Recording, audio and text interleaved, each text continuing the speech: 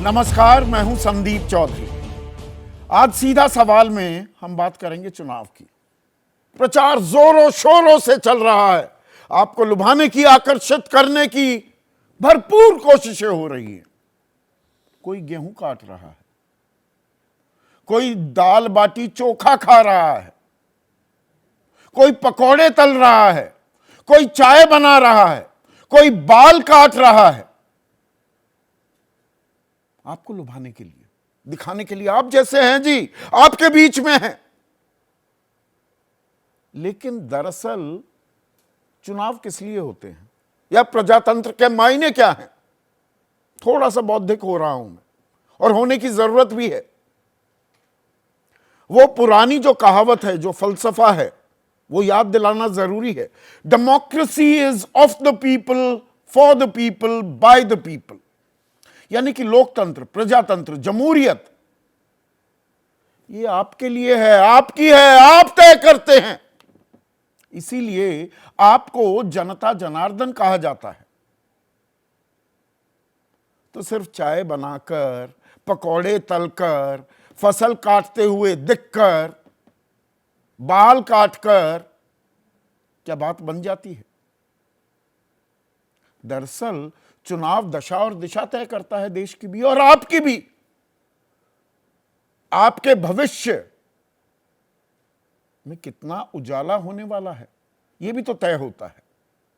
और इसीलिए घोषणा पत्र जारी किए जाते हैं। अब वो गाना पुराना है कि वादा तेरा वादा, वादे पे तेरे मारा गया। वादे तो होते हैं, अब पूरे कौन करे? बहुत से जुमले कहकर पीछा छुड़ा लेते हैं,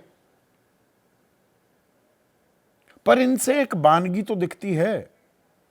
राजनीतिक दल कोई अनभिज्ञ नहीं होते कि जनता की चाहत क्या है, जनता के सरोकार क्या हैं, जनता की उम्मीदें, अपेक्षाएं, आकांक्षाएं क्या हैं। उन्हें थोड़ा सा प्लेकेट करने के लिए, ढाढ़स बंधाने के लिए ये घोषणा पत्र जारी होते हैं। अब घोषणा पत्र जारी होने का सिलसिला शुरू हो गया है। विपक्षी गठबंधन, जो अपने आप को इंडिया गठबंधन कहता है, उन्हीं में अहम घटक आरजेडी, राष्ट्रीय जनता दल ने आज अपना घोषणा पत्र जारी किया। और 24 का चुनाव है तो 24 वादे कर डाले। तेजस्वी यादव ने 1 करोड़ युवाओं को नौकरी देने का वादा है। गरीब महिलाओं को सालाना 1 लाख रुपए देने की बात है। यही प्रतिबिंब हमें दिखा था कांग्रेस के न्याय पत्र में भी। 500 रुपए में रसोई गैस का सिलेंडर, बिहार को विशेष राज्य का दर्जा, 200 यूनिट बिजली फ्री, अग्निवीर योजना बंद कर दी जाएगी, अर्धसैनिक बल में भी शहीद का दर्जा मिलेगा, एयरपोर्ट्स बनाए जाएंगे, मंडल कमीशन पूरी तरह से लागू कर दिया जाएगा, पुरानी पेंशन बहाल कर दी जाएगी। कांग्रेस इसमें पीछे हट गई है, लेकिन आरजेडी कह रही है हम तो पुरानी पेंशन बहाल करेंगे। यह मोटा मोटा एक खाका तैयार हुआ है। इससे पहले समाजवादी पार्टी, हम तस्वीरें भी दिखा रहे थे अखिलेश यादव की, उन्होंने भी अपना घोषणा पत्र जारी किया। वो कह रहे हैं मुफ्त राशन में गेहूं के बजाय हम आटा देंगे, राशन कार्ड धारकों को 500 रुपए का डाटा देंगे। डाटा कहिए या डेटा, अलग अलग प्रोनाउंसिएशन है। ये ना, ये मोबाइल फोन, डिग्री हासिल करने का नया जरिया व्हाट्सएप यूनिवर्सिटी से, आजकल इसी में सर खपाते रहते हैं। भ्रामक खबरें भी आती हैं, उसी को भी सत्य मान लेते हैं। पोस्ट ट्रूथ वर्ल्ड है ये आजकल जानकारी हासिल करने का नया जरिया बन गया है। तो 500 रुपए का डाटा भी देंगे। महिलाओं को 33% आरक्षण, बीपीएल महिलाओं को 3000 रुपए पेंशन, गरीबी और भुखमरी उन्मूलन 2029 तक, किसानों को एमएसपी की गारंटी 10 फसलों पर। तेजस्वी यादव भी यही कह रहे हैं। और जातिगत जनगणना, इस पर तो ताल ठोक ही रहा है विपक्ष, और यही बात अखिलेश यादव ने भी की। अब इससे पहले कांग्रेस का भी घोषणा पत्र आया। अब उसमें 5 न्याय। अब ये 5 न्याय की जरूरत क्यों पड़ी? 5 वर्गों में समाज को अलग अलग हिस्सों में उन्होंने बात की है। नारी, युवा, किसान, श्रमिक और हिस्सेदारी। हिस्सेदारी में पिछड़ा वर्ग और अनुसूचित जाति और जनजाति के बारे में बात करती दिखी कांग्रेस। इसके पीछे जरूरत क्यों पड़ी? क्योंकि प्रधानमंत्री मोदी ने भी एक राजनीतिक रणनीति के तहत जब जातिगत जनगणना की गूंज होने लगी थी 2 अक्टूबर 2023 को, तब नीतीश कुमार एनडीए का हिस्सा थे। 2 अक्टूबर गांधी जयंती, छुट्टी का दिन, उस दिन जातिगत जनगणना का सर्वे जारी कर दिया और जिसकी जितनी आबादी उतना हक, उसी हिसाब से आरक्षण होगा, आरक्षण की सीमा भी बढ़ा दी थी। तो प्रधानमंत्री मोदी ने इसकी काट निकाली, राजनीतिक काट, और कहा कि भाई 4 जातियां हैं इस देश में, बाकी जातियां उसकी बात करना ही बेमानी है। गरीब, युवा, अन्नदाता यानी कि किसान और नारी। अब उसी राह पर कांग्रेस भी चलती दिखाई दी। कांग्रेस ने 30 लाख नौकरी देने का वादा किया केंद्र में। 1 करोड़ कह रहे हैं तेजस्वी यादव। जातिगत जनगणना की बात की, एमएसपी गारंटी, महिलाओं को 1 लाख रुपए देने की बात की कांग्रेस ने। अप्रेंटिसशिप भी शुरू करने की बात की कि जो युवा डिग्री धारक है, स्नातक है, नौकरी की तैयारी के लिए 1 लाख रुपए उन्हें सालाना दिया जाएगा। मजदूरी जो है वो कम से कम, न्यूनतम 400 रुपए की जाएगी। यानी कि नारी को आर्थिक सहायता, युवा को नौकरियों का वादा, किसान को एमएसपी, श्रमिक को पुरानी पेंशन और मनरेगा। पुरानी पेंशन पे थोड़ा पीछे हटती दिखाई दी कांग्रेस। अब इसमें बड़ी बात आपके सामने क्या आई? इस पर पहले टिप्पणी सुना दूं। केंद्रीय मंत्री हैं अनुराग ठाकुर। केजरीवाल, ममता बनर्जी, लालू, तेजस्वी अपना घोषणा पत्र लेकर आए हैं। यह कैसा गठबंधन है जहां घोषणा पत्र टुकड़ों में जारी होता है? विपक्ष अपनी ताल ठोक रहा है। 24 में 24 जनवचन लेकर आए हैं जिसमें बिहार और देश की जनता का भला होगा, यह तेजस्वी यादव कह रहे हैं। अखिलेश यादव ने भी ऐसा कहा। तो भाई एक गठबंधन है तो न्यूनतम साझा कार्यक्रम क्यों नहीं लेकर आते? बिहार में अलग, यूपी में अलग, कांग्रेस की अपनी अलग ताल। बेहतर नहीं होता कि जनता जाने विपक्ष हमें क्या परोस रहा है? ममता बनर्जी अलग बात कर रही हैं, केजरीवाल अपनी 6 गारंटीज की अलग बात कर रहे हैं, और विपक्ष पर निशाना तो साधेगा ही सत्ता पक्ष। सम्राट चौधरी कह रहे हैं लालू परिवार ने यह नहीं बताया 1 करोड़ नौकरी के बदले जमीन कितनी लेंगे। नीरज कुमार प्रवक्ता हैं जेडीयू के, वो कह रहे हैं चुनाव लड़ रहे हैं 23 सीटों पर और पूरे देश का एजेंडा सेट कर रहे हैं। सुनने में अच्छा लगता है, पर एजेंडा नहीं सेट करेगा, विपक्ष नहीं बताएगा कि उसका रोड मैप क्या है, तो विपक्ष के क्या मायने? फिर तो आप दक्षिण भारत में हैं ही नहीं। कर्नाटक और तेलंगाना में सीटें जीती 130 में से 29, 0 बटा लड्डू तमिलनाडु में, केरला में, आंध्रा में। तो मतलब वहां का एजेंडा क्या आप सेट नहीं करते? अब ये मीन में एक निकाले जा रहे हैं। अभी देखना होगा कि बीजेपी कल वो अपना संकल्प पत्र जारी करेगी। बीजेपी ये कहती है हम घोषणाएं नहीं करते, हम संकल्प लेते हैं। 2 करोड़ रोजगार का भी संकल्प था, 15 लाख रुपए देने का भी संकल्प था, पेट्रोल डीजल के दाम कम करने का भी संकल्प था। तो दोनों जगह बहुत सारे सवाल हैं। अब उनके संकल्प पत्र में क्या आता है? पर एक खाका और साफ खिंचता हुआ दिखाई दे रहा है। बातें आप जितनी भी करते रहिए, पर आम आदमी के जो सरोकार हैं उनकी गूंज विपक्ष के इन घोषणा पत्र में दिखाई दे रही है क्या? एक कॉमन थ्रेड, कुछ बातें सब जगह सुनाई दे रही हैं, और वो है बेरोजगारी 8.9% पर चल रही है। हमने लंबी लंबी कतारें देखी हैं युवाओं की नौकरी के लिए। 48 लाख आवेदन आ जाते हैं पुलिस भर्ती के लिए, कांस्टेबल भर्ती उत्तर प्रदेश में। नौकरी 68,000, वो भी 4 साल बाद निकली थी, उसका भी पर्चा लीक हो जाता है। अब दोबारा परीक्षा होगी। मैं सिर्फ एक उदाहरण दे रहा हूं, यह हर राज्य पर लागू होता है। राजस्थान में कांग्रेस की सरकार थी, माली की नौकरी, और मैं डिग्निटी ऑफ लेबर में बिलीव करता हूं, उसमें भी एमए, एमकॉम, एमफिल, उन लोगों ने भी आवेदन भर दिया। तो बेरोजगारी एक समस्या है। महंगाई डायन खायत जात है, उसका भी जिक्र हर जगह हो रहा है। किसानी 27 रुपए प्रतिदिन विशुद्ध किसानी से किसान कमा रहा है, आय दोगुनी होनी थी। इसीलिए एमएसपी की गारंटी की भी बात की जा रही है।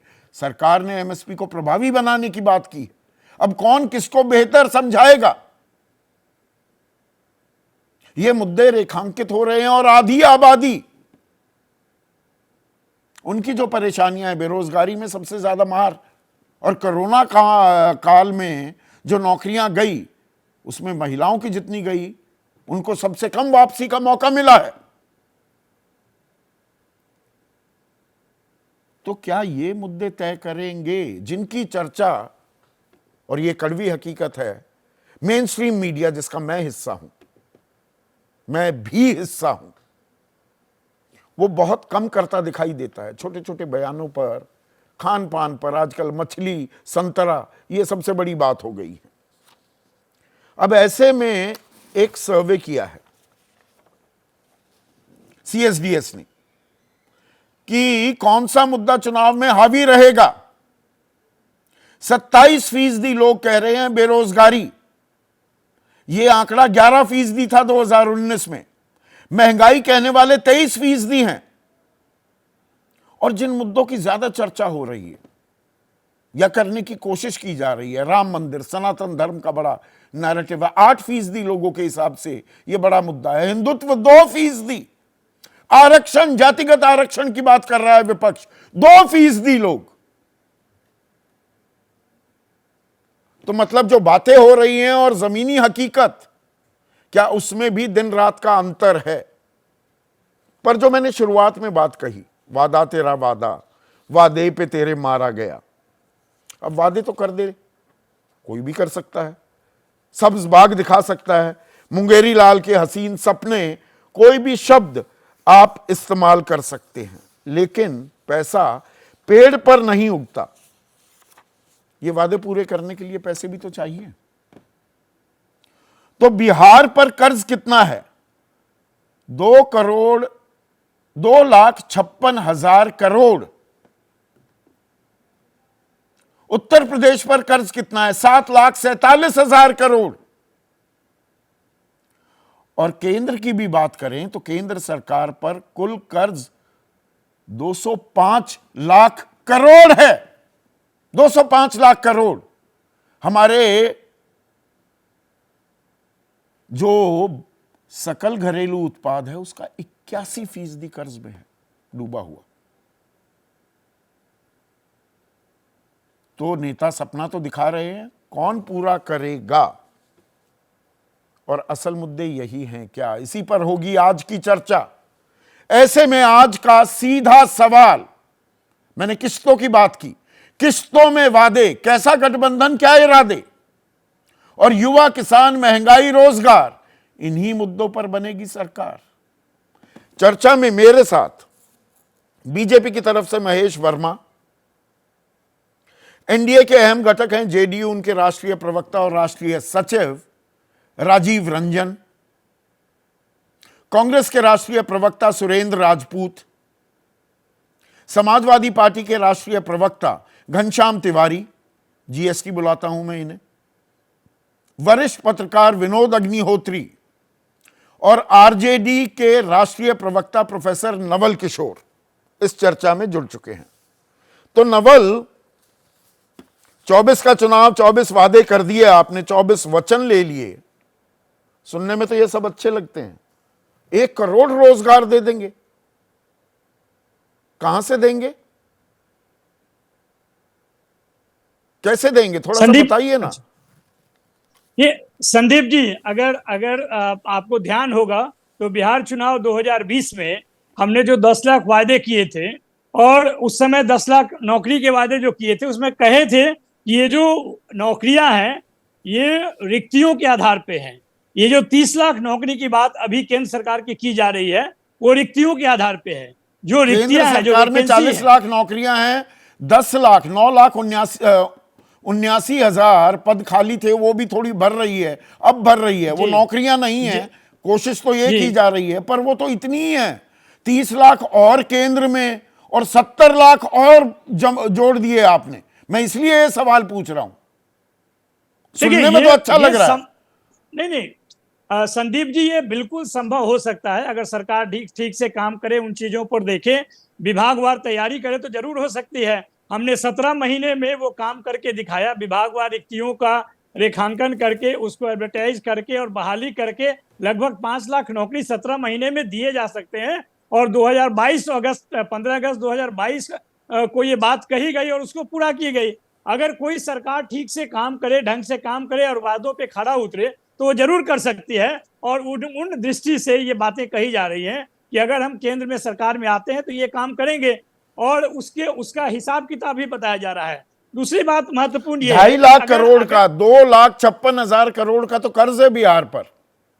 और ये जब नीतीश कुमार के साथ आपका गठबंधन था, नीतीश कुमार ने कहा था, जब आपने 10 लाख नौकरियों का वादा भी किया, बीजेपी ने बढ़कर 19 लाख पर ले गई थी उस आंकड़े को, कि अरे भैया पैसा कहां है।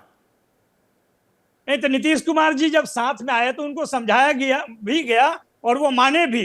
वो 10 लाख नौकरी ही नहीं, 10 लाख रोजगार की भी बात किए, और हमारे साथ आने के बाद ये संभव हुआ। तो जब भी कोई सरकार संजीदगी से काम करेगी और चीजों को समझेगी तो ये काम हो सकता है। भारतीय जनता पार्टी तो अब किस मुंह से घोषणा पत्र या संकल्प पर बात कर सकती है? उनको तो 10 साल का हिसाब देना चाहिए। जो बातें उन्होंने कही है पिछले 2 चुनाव में घोषणा पत्र के माध्यम से, अब उनका हिसाब देने का समय है। हम तो जो काम कह रहे हैं उसका आधार भी है कि हमने बिहार जैसे राज्य में, जहां पर कि खुद नीतीश कुमार कह रहे थे कि कहां से नौकरी दोगे, कहां से ये काम होगा, वहां पे ये करके दिखाया। तो अगर हम केंद्रीय स्तर पर ये बात कर रहे हैं तो जरूर इसको सिंसियरली जनता सीटों पर चुनाव लड़ रहे हैं, केंद्रीय स्तर की बात हो रही है। बीजेपी तो आरोप लगा रही है नौकरी के बदले जमीन कितनी लिखवाओगे। नहीं संदीप जी, देखिए, संसदीय प्रणाली में आपको भी मालूम है कि बहुदलीय व्यवस्था है, और जो ये बात कह रहे हैं 23, वो तो खुद 16 सीट पे चुनाव लड़ रहे हैं। तो और ये भी बात सच है कि हमारे संसदीय प्रणाली में कोई दल जो क्षेत्रीय आज के डेट में है, कल राष्ट्रीय हो सकता है। राष्ट्रीय जनता दल भी एक समय में राष्ट्रीय दल था। तो ये क्षेत्रीय दल, राष्ट्रीय दल और चुनाव कितने पे लड़ रहे हैं, ये तो खुद भाजपा कह रही है कि 400 सीट का जो नैरेटिव कर रही है उसमें मात्र 30 सीट दूसरे को दे रही है, 370 खुद को ले रही है। तो ये कोई बात नहीं हुई। बात ये सबसे जरूरी है कि किस दृष्टि से आप लोगों के पास जा रहे हैं और सामूहिकता के साथ में किन बातों को कह रहे हैं। ये बात संभव नहीं हुआ, ऐसा बात नहीं है। 1977, 89 और 2004 का चुनाव है, इस बात करता है कि एक बार कार्य संभव हो सकता है जब 30 साल के बाद मंडल कमीशन का गठन हो सकता है, और उसके 10 साल के बाद मंडल कमीशन लागू हो सकता है, और उसके 25 साल के बाद उसी आधार पर जातिगत जनगणना बिहार में हो सकती है। तो संभव तो हो सकता है, करने वाला संभव हो सकता है, पर यह सपना ही दिखाया जा रहा है। क्या राजीव रंजन, बड़ी तल्खी दिखी बीजेपी और आपके गठबंधन की ओर से इस घोषणा पत्र को लेकर। क्या कुछ ऐसे मुद्दे उठाए जा रहे हैं, यही असल मुद्दे हैं? और अब ये रोजगार का वादा करना, जातिगत जनगणना की बात करना, एमएसपी की बात करना, इससे परेशानी तो नहीं कि अरे भाई 24 सीट पर या 23 सीट पर लड़ रहे हो, या नौकरी के बदले जमीन कितनी लिखवाओगे, ये सवाल उठ रहे हैं? देखिए, सवाल तो उठेंगे ही ना। जो आप घोषणाएं कर रहे हैं, आपका ट्रैक रिकॉर्ड क्या है?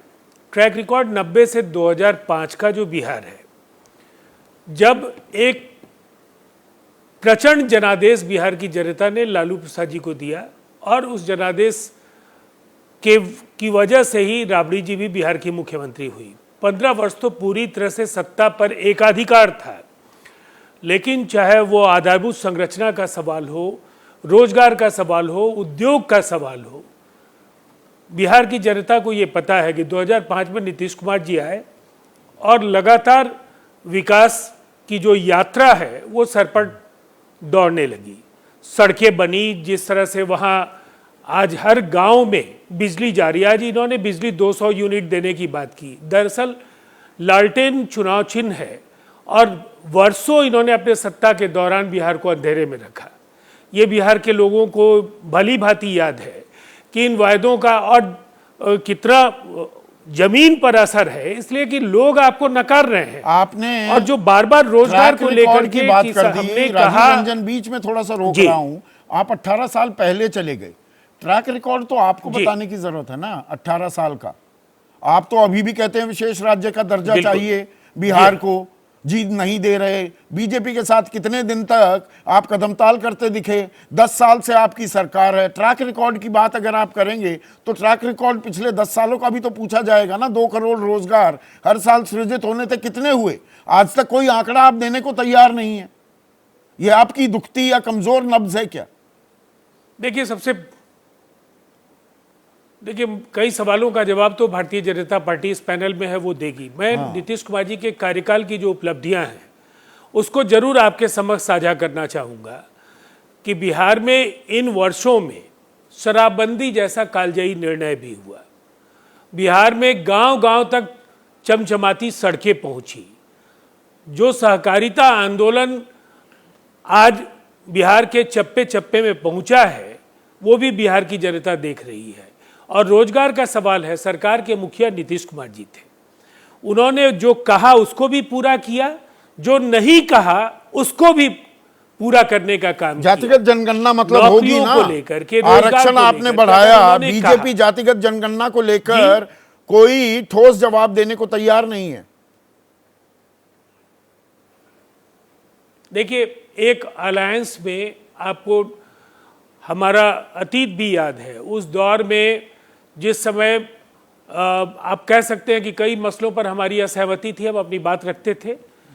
हमारी कोशिश होगी कि हम, चाहे वो स्पेशल कैटेगरी स्टेटस का सवाल जिस पर आज आरजेडी ने कहा, दरअसल वो गंभीर नहीं थे, लेकिन नीतीश कुमार जी ने चरणबद्ध तरीके से पूरे बिहार में स्पेशल गंभीरता दिखती है। 18 साल से सरकार है, विशेष राज्य का दर्जा तो नहीं मिला। सत्ता में रहते 10 साल इसमें से एनडीए की सरकार है केंद्र में। देखिए उसका एक जवाब, मेरा जवाब भी तो सुन लीजिए। नीतीश कुमार जी सत्ता में 2005 में आए, 2014 तक 9 वर्ष उनके सत्ता में आने के बाद दिल्ली में यूपीए की सरकार थी। स्पेशल कैटेगरी स्टेटस पर नीतीश कुमार जी लगातार मुखर रहे, लेकिन अंततः रघुराम राजन कमेटी के जरिए बिहार की मांग को उन्होंने ठुकरा दिया। हमारी मांग आज भी बदस्तूर हमारे कोर एजेंडा में है और वो जारी है। तो जातिगत जनगणना की बात थी, थोड़ा सा आप उससे विषयांतर हुए। बोलते हैं नौकरियों, जातिगत जनगणना होनी चाहिए, जितनी आबादी उतना हक, ये तो मिलना चाहिए। उसी की दाल ठोक रहे हैं तेजस्वी। बिल्कुल होना चाहिए। देखिए इस सवाल पर पार्टी कभी भी चुप नहीं रही है। पार्टी ने लगातार इस पर काम किया है और हम एक अलायंस में जब होते हैं तो अपनी बात हम रखते हैं। तो आपके उस पर सहमति संकल्प पत्र बीजेपी कल जारी करेगी। आपका ये बीजेपी का संकल्प पत्र होगा या न्यूनतम साझा कार्यक्रम आपका भी आएगा? आप जो पूछ रहे हैं किस्तों में ये गठबंधन वाले अपना घोषणा पत्र जारी कर रहे हैं अलग अलग जगह, आपका भी आएगा ना एक? देखिए भारतीय जनता पार्टी पूरे देश में चुनाव लड़ रही है। हम एक राज्य में लड़ रहे हैं। हमारी जो प्राथमिकताएं हैं, निसंदेह हम उनके आधार पर जो हमारे आने वाले वर्षों के लिए हमारा जो रोड मैप होगा, जिस पर हम काम करना चाहेंगे, आपका अलग होगा। 98-99 में तो ऐसा नहीं हुआ था, तब भी आप हिस्सा थे एनडीए का, तब एक न्यूनतम साझा कार्यक्रम बना था ना। अब देखिए ये कल तो भारतीय जनता पार्टी का आ रहा है और ज्यादातर आपका आएगा, मैं वही तो पूछ रहा हूं, जिस पर सबकी सहमति है। मुझे नहीं लगता है जहां तक मैंने आपको बहुत स्पष्ट कहा कि बिहार सेंट्रिक, जो भी बिहार से जुड़ी हुई प्राथमिकता के आधार पर जो उनसे जुड़े हुए कार्यक्रम हैं, उन कार्यक्रमों पर हमारी प्राथमिकताएं क्या होंगी, हमारा रोड मैप क्या होगा, वो जल्द आपके साथ साझा करेंगे। तो वो आपका अलग आएगा। कहना चाहूंगा, तो मतलब वहां पर बीजेपी करेगी, पर बीजेपी करे, बीजेपी पूरे भारत में लड़ रही है। सुरेंद्र राजपूत, मुझे एक चीज बताइए, ये तो बिल्कुल जायज सवाल है। इंडिया गठबंधन है, कांग्रेस का अलग घोषणा पत्र, समाजवादी का अलग, ममता का अलग, अरविंद केजरीवाल का अलग, तेजस्वी का अलग, क्यों भाई?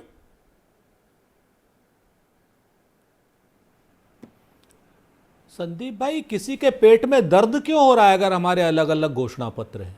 दिक्कत क्या है? नहीं, इसके असमंजस साझा होता है कार्यक्रम कोई वोटर क्यों में। नहीं देख रहा? जाति जनगणना सब में है। विपक्ष की मंशा क्या है, वो तो सामने आनी चाहिए ना। थोड़ा शांति प्रभु, थोड़ा सा शांति। मैं आपसे जो बात कह रहा हूं कि शांत हो जाइए, तो मैं यही कह रहा हूं, हे पार्थ शांत हो जाइए। मैं आपसे पूरी जिम्मेवारी से कह रहा हूं, हम सब लोग इंडिया गठबंधन का अटूट हिस्सा हैं, लेकिन हम सब लोग अपने अपने दल हैं, अपनी अपनी क्षेत्रीय आकांक्षाओं की अपेक्षाओं के साथ में जहां जहां जो लड़ रहा है उस सेंट्रिक को लेकर के अपना घोषणा पत्र जारी कर रहा है। और वो घोषणा पत्र जारी करने का लोकतांत्रिक संवाद में, लोकतांत्रिक समाज में और बहुदलीय लोकतंत्र में पूरी की पूरी आजादी है। हां, भारतीय जनता पार्टी का जो एनडी गठबंधन है, इस एनडी गठबंधन में इन्हें किसी प्रकार की आजादी नहीं है। क्यों? क्योंकि ये कहते हैं कि 370 तो भाजपा अकेले आएगी, बाकी 30 में आप सब लोग चले जाओ। 30 में 37 दल, आप समझिए बात को। हमारे यहां 30 में 37 दल नहीं है, हमारे यहां सबको बराबरी का हिस्सा है। इनके यहां 30 सीटों में 37 दल हैं, आप जान लीजिए। तो ये लोग क्या घोषणा पत्र लागू कराने देंगे, बात करने देंगे? क्योंकि इन्होंने नरेंद्र मोदी जी के सामने घुटने टेक दिए हैं। मैंने आज तक कभी बहुदलीय लोकतंत्र में इतनी जो है चाटुकारिता की भावना सहयोगी दलों की नहीं देखी, जितनी चाटुकारिता की भावना आज की डेट में भारतीय जनता पार्टी के सहयोगी दलों की एनडीए है। पर निशाना साधने लगे। मुझे ये बताइए, न्यूनतम साझा कार्यक्रम क्यों नहीं आप जारी कर रहे? सुनिए ना सर, बिल्कुल। अब मैं आपको बताऊं, हमारे सारे दलों का घोषणा पत्र आएगा, उसमें से न्यूनतम साझा कार्यक्रम बिल्कुल होंगे, क्योंकि 90% घोषणा पत्र तो हमारा एक है। सब लोग कॉमनली सहमत हैं जाति जनगणना पे, सब लोग कॉमनली सहमत। सर सुन तो लीजिए सर, अब मैं वही तो कह रहा हूं आपसे। आप तो मतलब क्या हो गया आपको आज राजीव रंजन भाई के साथ में, महेश वर्मा जी के साथ में जो है को ज्यादा मोहब्बत हो गई क्या? अच्छा, थोड़ा सुन लीजिए, आप बताएंगे किससे मोहब्बत करूं कि हमारा हाँ सर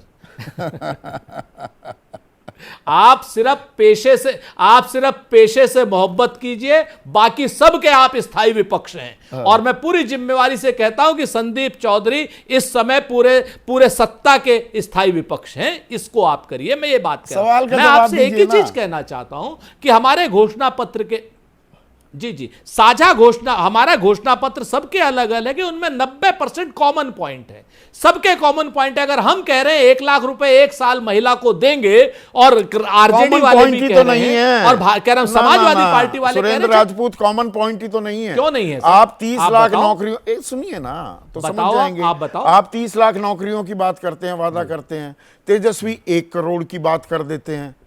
ओपीएस पर पुरानी पेंशन योजना, जिसके चलते आपने हिमाचल में सरकार बनाई और जिसे बड़ा मुद्दा बनाया, तेजस्वी अखिलेश यादव कह रहे हैं हम इसे लागू करेंगे। आप कहते हैं कि नहीं नहीं नहीं, वो तो केंद्र समीक्षा कर रहा है, आप उसमें पीछे हट जाते हैं। तो असमंजस यहीं तो पैदा होता है। नहीं, यहीं पर आपसे कहता हूं, पहली बात हमने कहा कि 29 लाख नौकरियां जो केंद्र सरकार में और बाकी जगहों पे खाली है, पहले साल में पूरी करेंगे।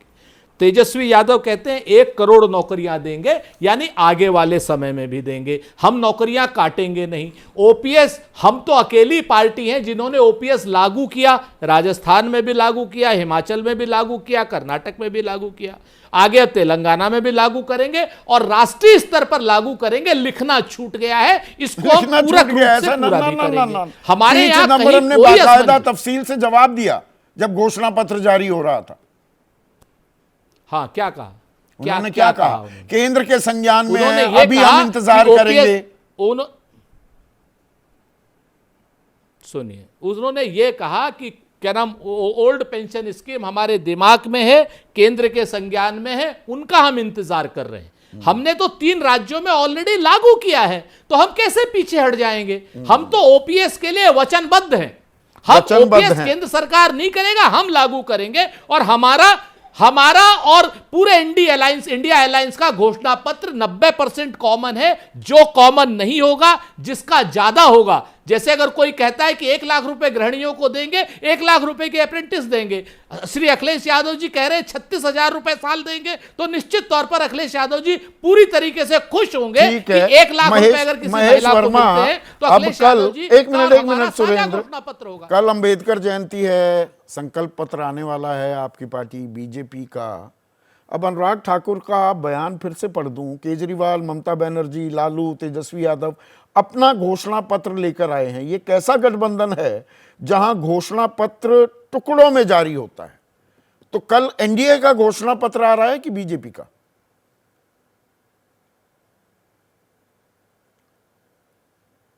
को, आपके दर्शकों को और हमारे पैनलिस्ट मित्रों को बैसाखी की बहुत बहुत बधाई। और जलियांवाले बाग की जो हमारी हुतात्मा हैं उनको नमन और वंदन। अब आ जाते हैं आपके मुद्दे पर। इस बात के लिए आज साधुवाद आपको देना पड़ेगा, जिस प्रकार से आपने इस मुद्दे को रखा। ये सच में इस देश में एक जो राजनीतिक फर्जीवाड़ा किया जा रहा है, एक जो राजनीतिक जगलरी की जा रही है इंडी गठबंधन के नाम से, उसका कहीं ये जीता जागता अगर कहीं सबूत है तो आज तेजस्वी जी का जो ये आरजेडी का जो घोषणा पत्र है, जिसमें कि वादे तो किए जा रहे हैं कि हम 1 करोड़ इंडी गवर्नमेंट बनेगी तो हम 1 करोड़ नौकरी देंगे। तो अब ये चीज मुझे बताइए कि क्या कांग्रेस का जो मैनिफेस्टो वो ओवररूल हुआ? कांग्रेस तो 30 लाख देगी, वो 1 करोड़ देंगे। वो 23 जगह पे मात्र चुनाव लड़ रहे हैं, उसमें भी पूरी तरह से अभी प्रत्याशी नहीं उतारे हैं। भाई वही तो सवाल पूछ रहा हूं। कल एनडीए का ही आ रहा है ना घोषणा पत्र की बीजेपी का आ रहा है संकल्प पत्र? सवाल तो ये है। भारतीय जनता पार्टी का अगर घोषणा पत्र आ रहा है और उससे कोई इत्तेफाक ना रखे, मैं इत्तेफाक की बात कर रहा हूं, मैं डिसएग्रीमेंट की बात कर रहा हूं, मैं गठबंधन, इंडी गठबंधन की जो आप चाल चेहरा चरित्र जो हम शुरू से कहते आ रहे हैं, जिसके ऊपर हम सवाल खड़ा करते आ रहे हैं, आज कहीं वो एक दूसरे को ओवररूल करते हुए नजर आ रहे हैं। तेजस्वी का आज क्या है? 100 किलोमीटर के अंदर 4 एयरपोर्ट बना देंगे। कमाल के व्यक्ति हैं। अच्छा, कौन आदमी 1 करोड़ नौकरी की बात कर रहा है?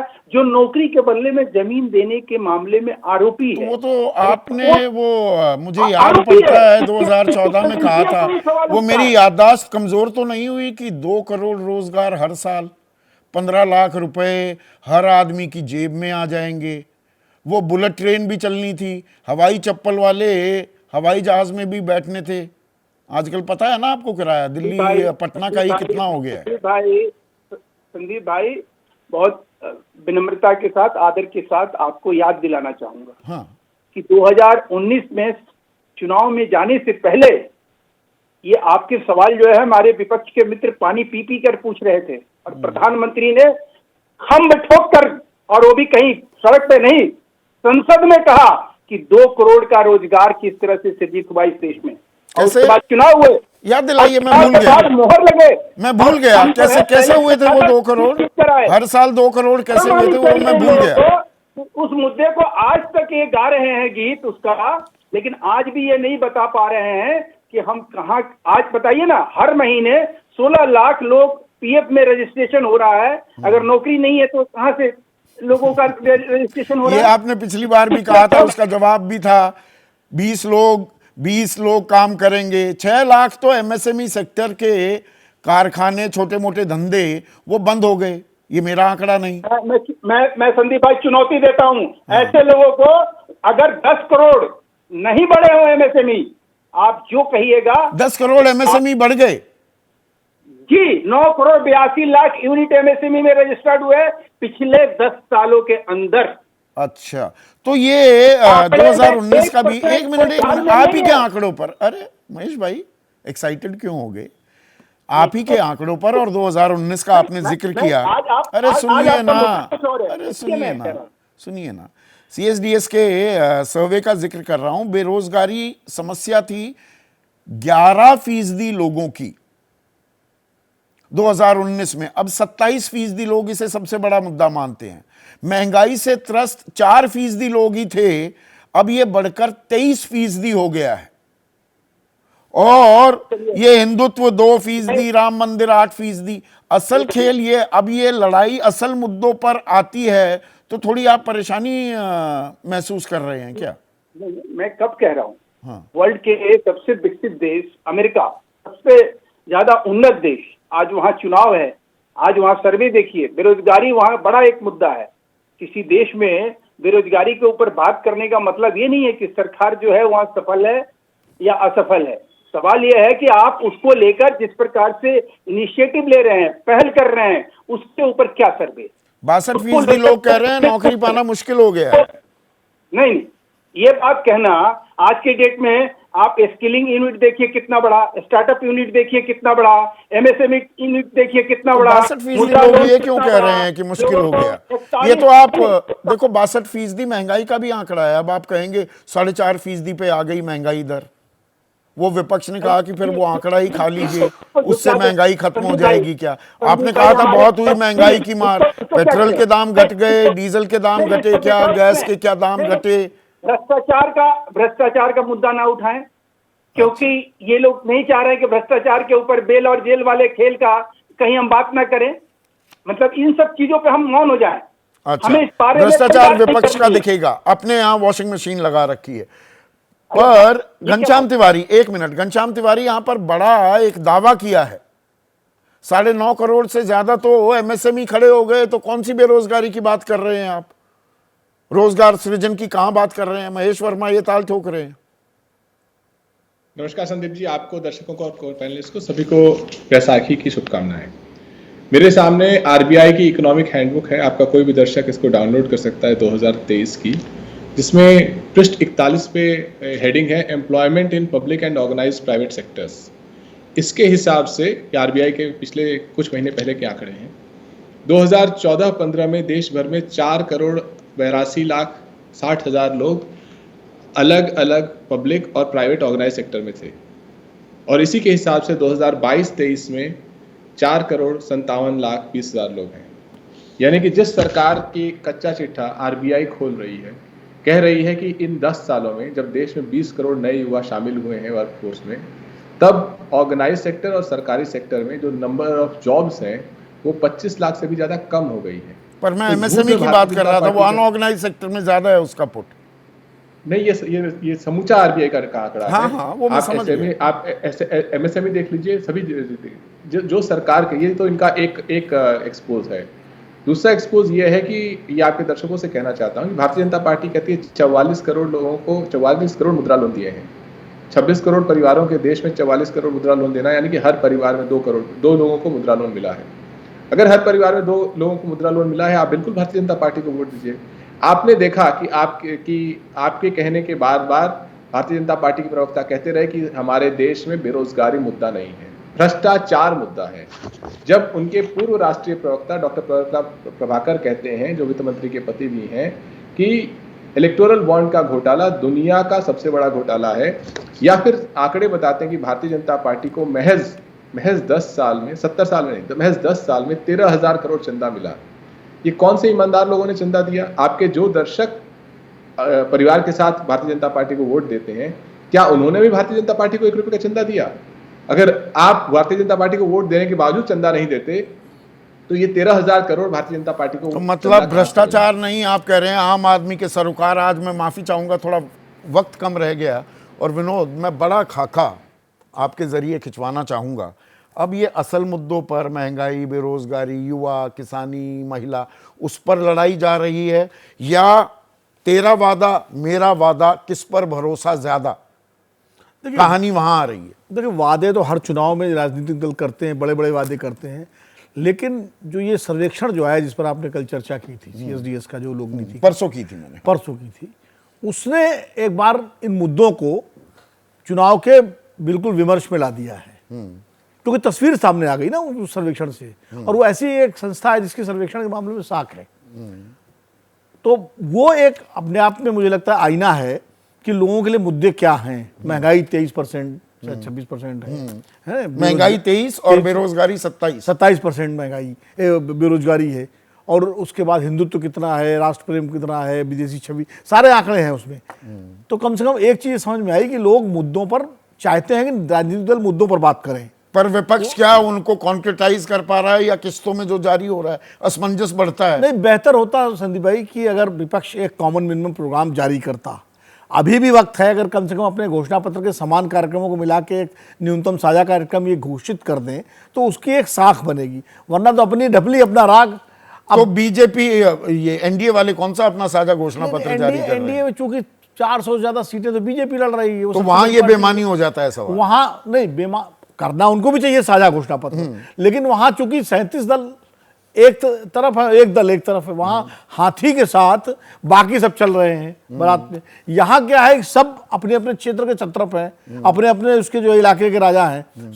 तो अब और सबका जो कॉमन एजेंडा तो होना चाहिए, सबका होना चाहिए। सबका घोषणा पत्र जो है वो स्टेट सेंट्रिक है। जैसे आप डीएमके का देखिए तो तमिलनाडु सेंट्रिक है, समाजवादी पार्टी का यूपी सेंट्रिक है, आरजेडी का बिहार से है, नेशनल मुद्दे भी हैं। कम से कम जैसे एमएसपी हो गया, अग्निवीर हो गया, जो मुद्दे कॉमन हैं उनको तो मिला के आप जाइए। न्यूनतम साझा कार्यक्रम क्या विपक्ष लेकर आएगा, और अब क्या असल लड़ाई असल मुद्दों पर भी आती दिख रही है? बाकी तो फसल कटेगी, पकोड़े तले जाएंगे, दाल बाटी चोखा खाया जाएगा, बाल भी काटे जाएंगे आपको लुभाने के लिए। पर मुद्दे तो खैर आप तय करते हैं ना, और यही प्रजातंत्र के मायने भी हैं।